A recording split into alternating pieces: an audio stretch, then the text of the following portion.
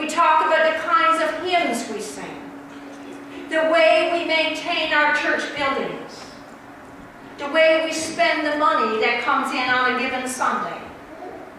That's the things we often talk about, rather than what's truly important. It's no wonder that people do not understand us. It is no wonder that sometimes we hear people say, I can get along with that in my life.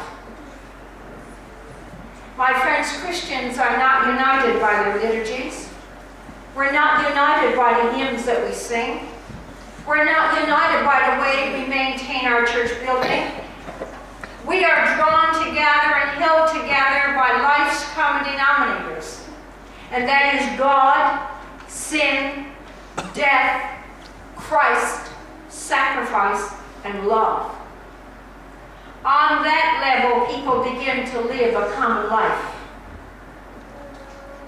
In the beginning, Christians lived together and they had all things common. They shared everything. It did not last. It will probably never work.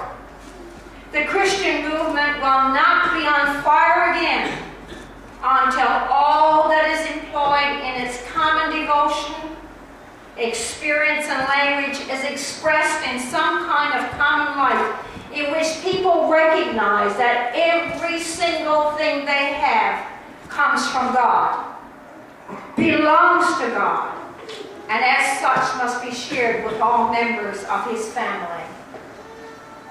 I give God thanks today that at a ministerial meeting on Thursday, I was reminded that this church is quite good in giving to the food bank. And by the way, they're kind of in need for a lot of food right now. They had to go out and buy some this past weekend.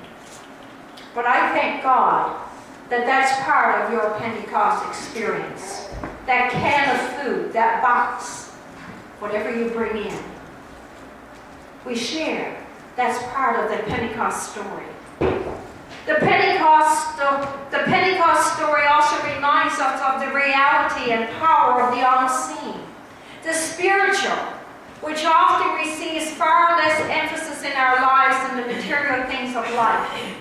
Yesterday at baptismal preparation, I talked to these families about the grace of God. I said there's two things happening this morning.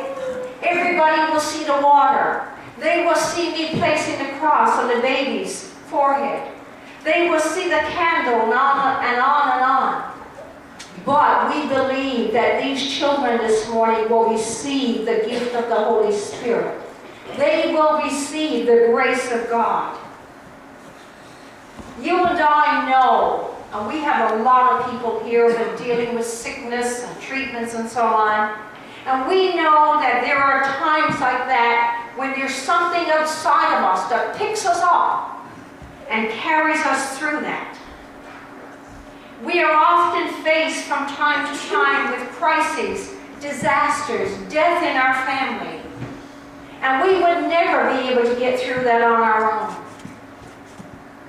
For Peter, who was no orator, it meant being able to stand up in front of a crowd and to speak in such a way that everyone listened.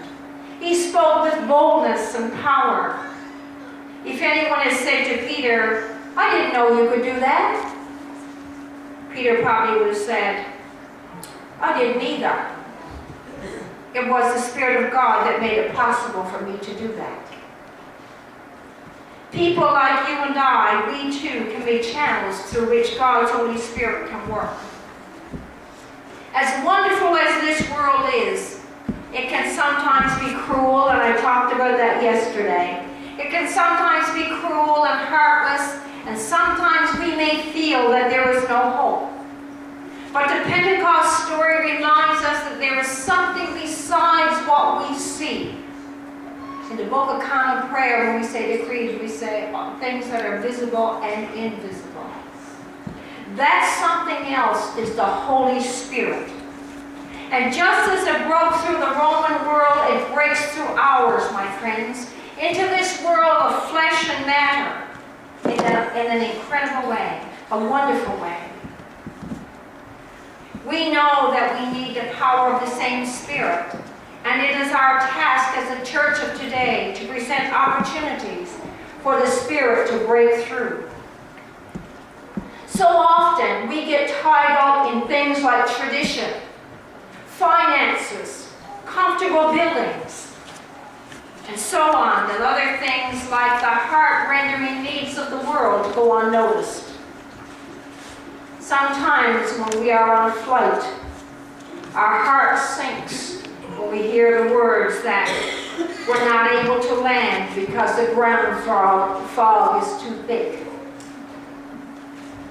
Well, I'm going to say this morning, and I feel sad saying it. There are many churches today in which the ground fog is so dense that the Spirit of God cannot make a landing there. And that is a challenge for all of us as members of a church.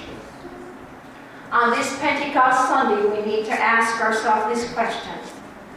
In a world in which it is possible for the Spirit of God to work such mighty acts, what is preventing it now? What is preventing it now in this day and age? What is there in us that's blocking the Holy Spirit? What is there in this congregation of St. Mary's that is not allowing the Holy Spirit to move? How open are you and I to the moving of God's Holy Spirit? Amen.